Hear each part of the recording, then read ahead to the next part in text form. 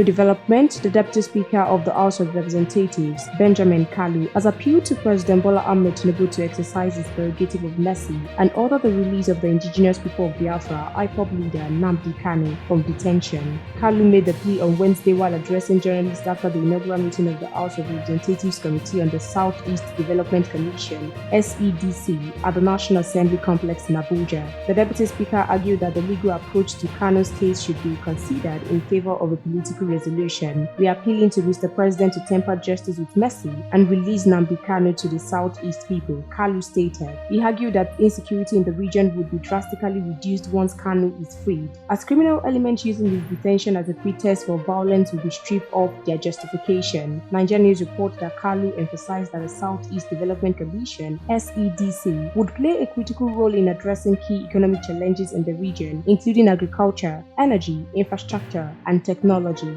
We'll continue to monitor the story for more news updates. Please stay tuned to NaijaNews TV.